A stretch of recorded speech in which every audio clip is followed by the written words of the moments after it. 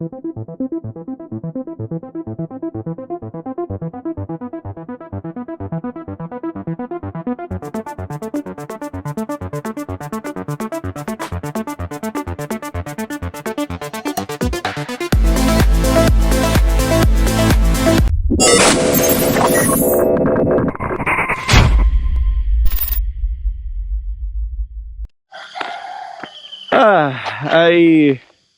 pretty sure you by now you know me tattooing this girl's face on my chest. Big no, you should never do it. Never put your girlfriend's name, date of birth, face, message. Never put it. Lucky for me, because I had a horror theme, I was able to fuse this together, and this serves as memory. I know many times I get the question, Loy, when your wife is having sex with you and she's when she's having sex, she's not looking at this and having sex. She's, the face. You're focusing on the person. You're experiencing it. You're not looking at the tattoo and, okay. I'm pretty sure my wife doesn't even think or realize, forget this tattoo. Anywhere there's a tattoo. If you ask my wife, have you noticed your husband's tattoo? She'll be like, what? Oh yeah, he has a tattoo. Like even my baby and my wife, even me, we don't notice. Okay, anyway. So I was telling about never tattoo. Now, why did I tattoo this girl's face? Was to show my love for this girl, to show how much she meant to me. Okay. Now the problem here is when you are emotionally in love with someone, when you fall, they always say fall in love. It's never rise in love. It's fall, because you can't control it. You don't know how badly you'll go into it. And if you actually see the language, fall. After you fall, you get hurt, right?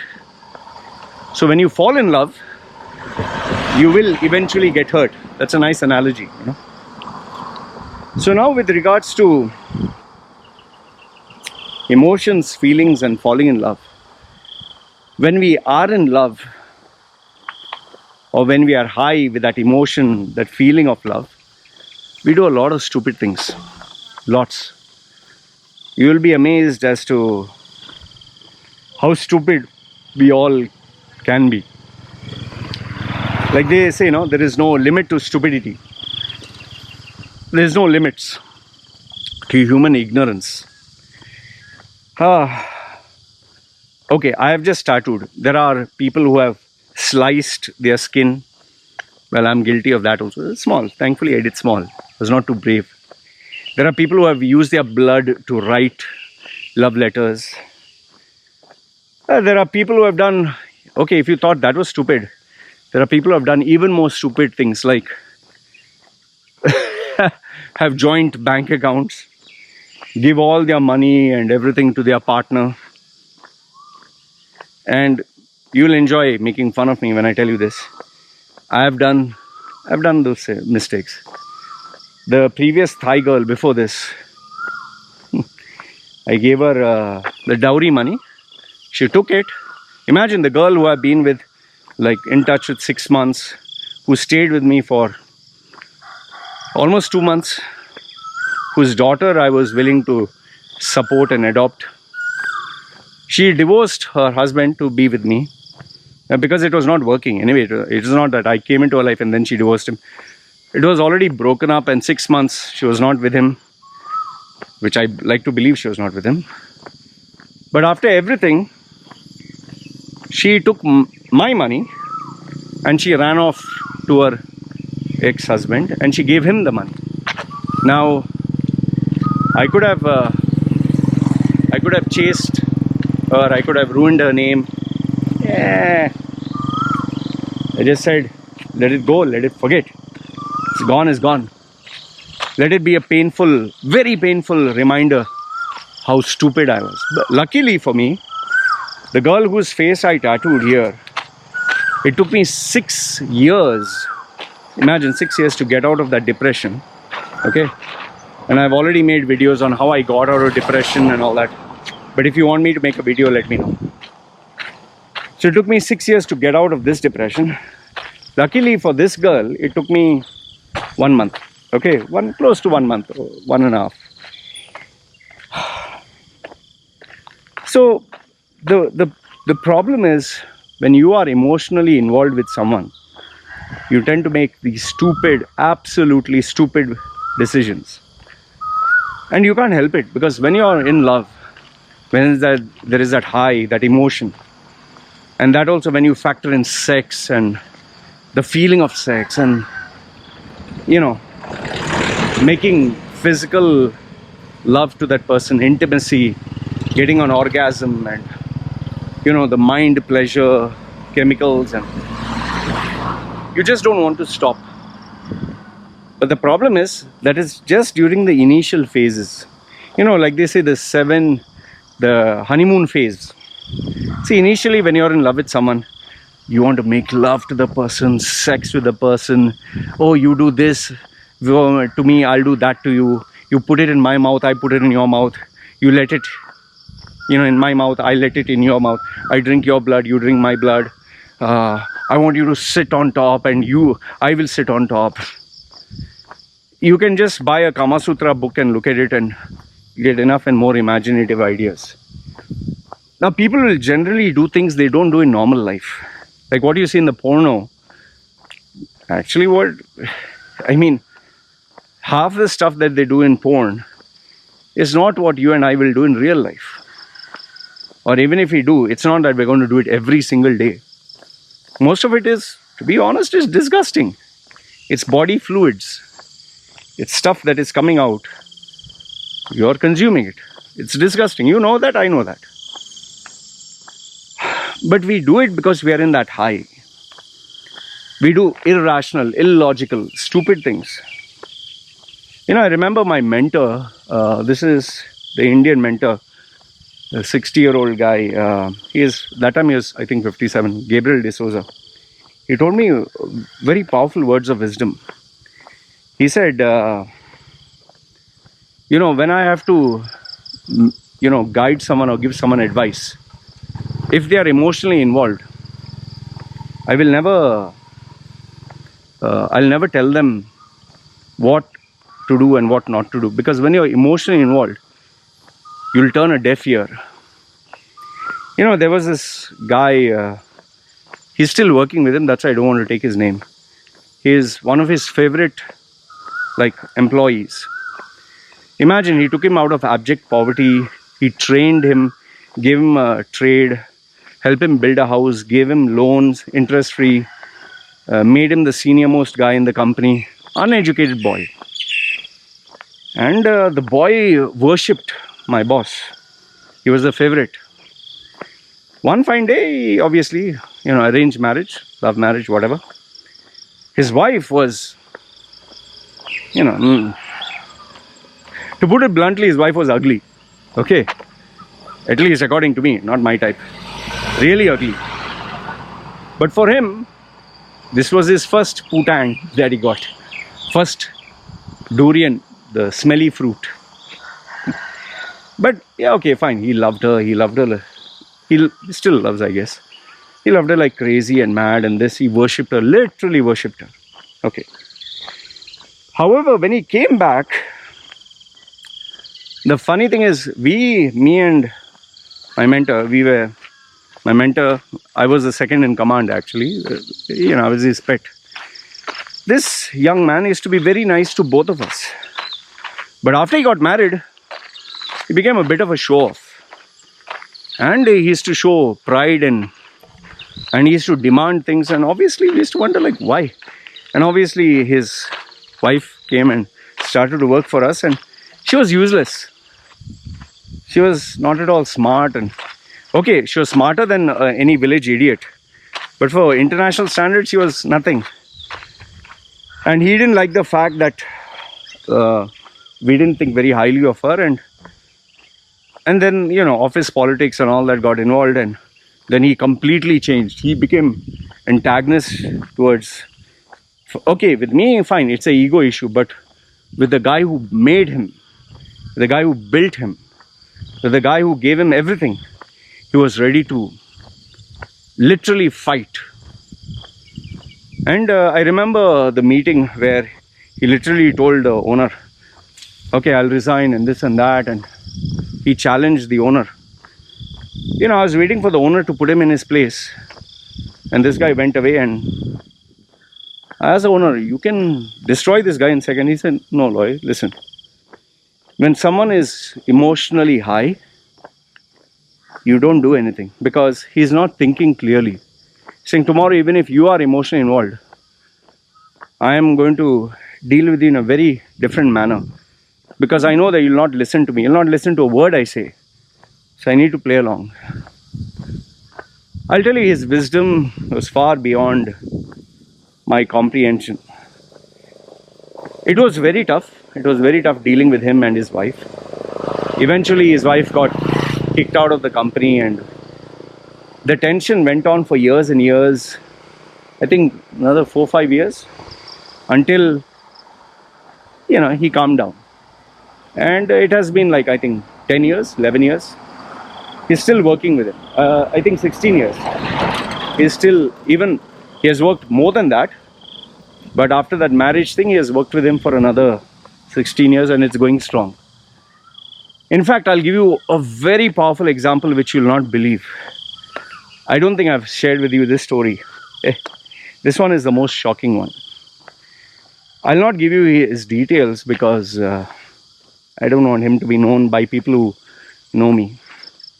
He was my best friend, best friend. This is when I was in my, when I was very young, 16 or whatever. And we knew each other. I was Mangalorean, he is Mangalorean. We were very close. And we started our, you know, the business. He was into DJing. He loved buying DJing stuff. I didn't have the kind of money. He had a good job with a multinational company. So he used to tag me along to help him. But because I was good at talking, which he could not do, soon I started anchoring shows. He used to do DJing. Now, trust me, this story will show you the power of emotions and feelings. So we used to do these events together, and we became so close that he used to stay with his mother and his sister and family. He left them to stay with me, separate, in Dubai, so that we could continue our business, this business venture. And we had dreams to make a company and all that. We were the best of friends. And when he was in love with a girl, he loved this girl a lot. Oh man, but she was a psycho. And this guy, just to get out of the depression, he used to drink like crazy. Think a person's capacity is maybe 3 glasses. Example, peg. He would drink 10 every single day. And even though he had this job with this multinational company, he didn't give a fuck because he just loved this girl. Anyway, with this girl, long story short, with this particular girl, he drank till, you know, because she was making his life miserable. Okay. And soon she broke up with him and he couldn't handle it. So he used to go outside her house drunk. I used to always be with him. Tried scratching in her car, and until finally one day when she reported to the police and the police called him, he got so scared. He cried and all that, and I was with him. I remember he used to drink and drive so dangerously. We nearly had the car topple over, you know. So I stuck with him through this. Now imagine, we are so close as friends, so close. Years and years, like 2-3 years together. Okay. Finally, when he used to go to India, he happened to bump into this girl from the village who was like a common friend of the family and all that. Very young girl. And he fell in love with her. They used to go out every single night or whatever to nightclubs. And I think she was in her 20s or something. He was 15 years elder to her. Seemed like the age gap between me and my wife. And they used to have their fun. Both used to drink like crazy. One fine day, after he came from the holiday, he was sitting with me and He looked upset. He said, Loy, I just want to talk to you. I said, yeah, tell me. I said, Loy, I didn't tell anyone this, but this girl got pregnant. I was like, oh shit. Because, yeah, you know, in Indian families, this is a very big thing. Like, oh fuck, now what will you do?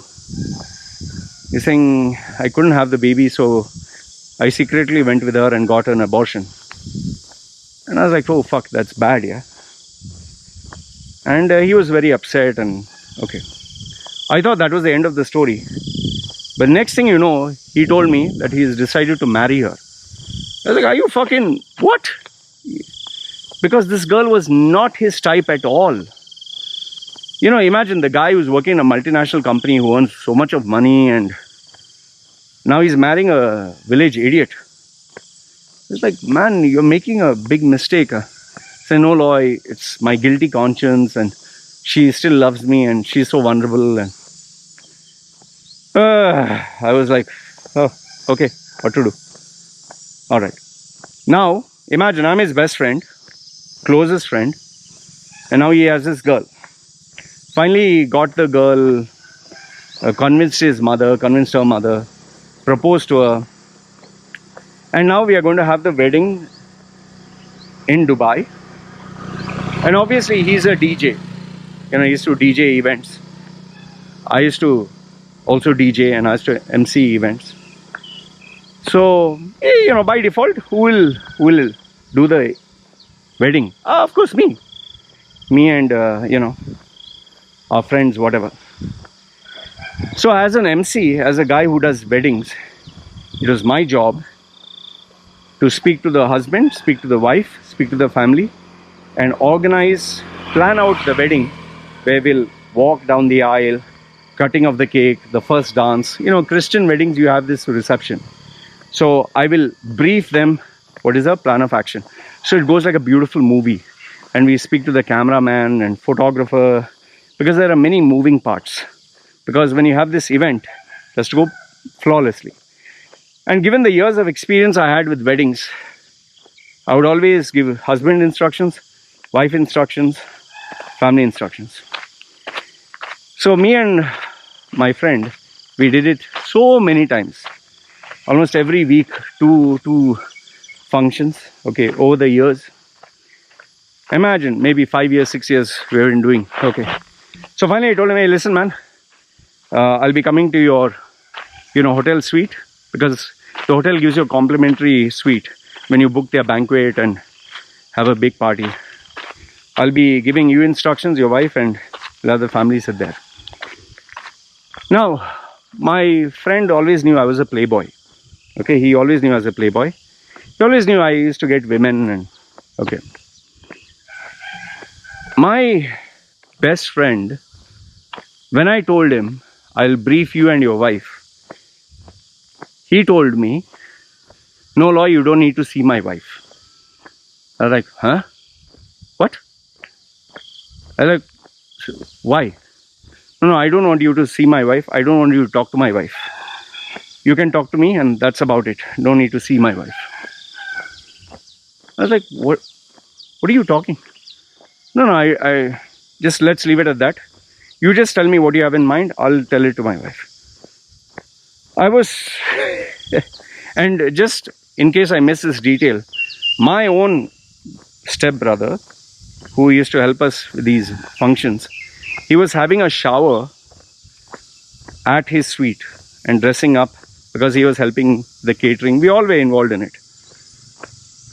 I just kept quiet and, okay, I was a playboy.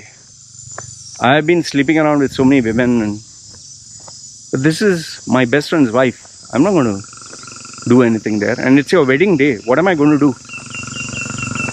I just kept quiet. I couldn't believe it, huh? I just told him, okay, this is how we'll plan. So uncomfortable I felt inside. And then he went up. I was sitting quietly. I'll tell you, I wanted to walk off. Seriously, I wanted to walk off that wedding. I wanted to tell, fuck off.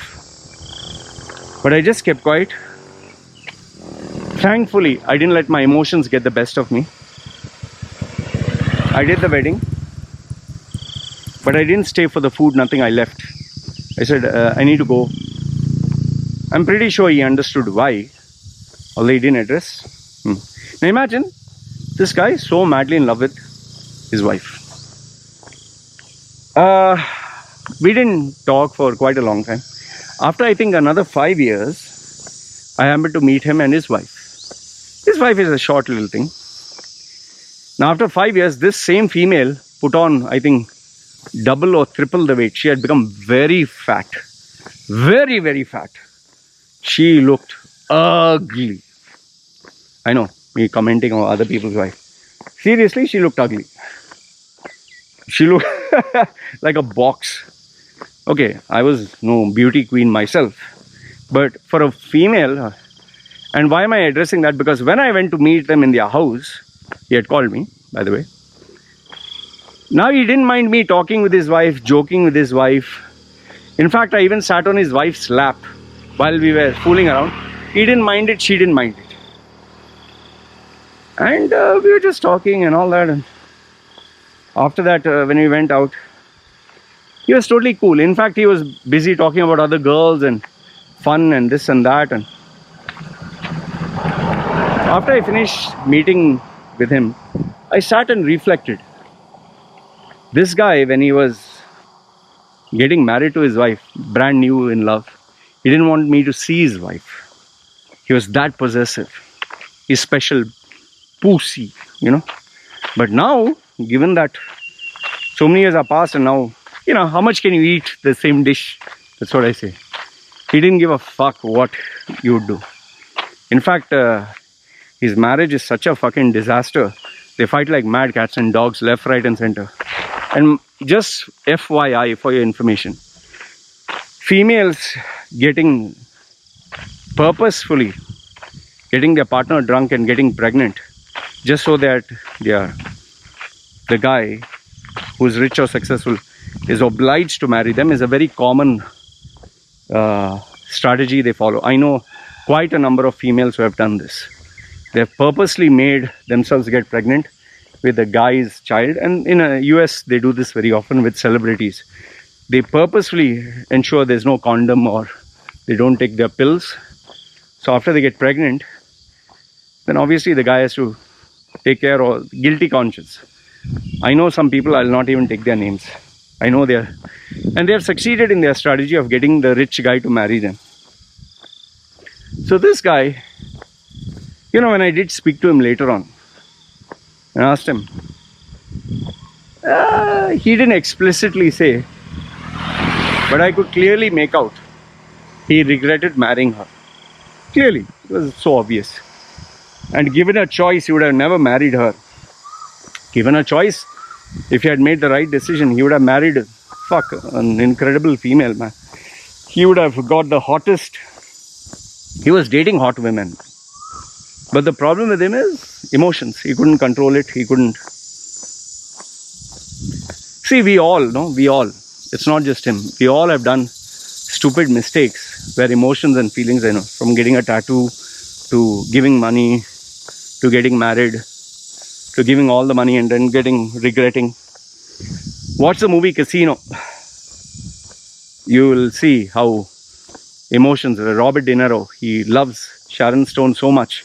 He fucks up his entire life. In fact, now Johnny Depp is having this court case with his wife Amber. It's a clear indication of what emotions can do.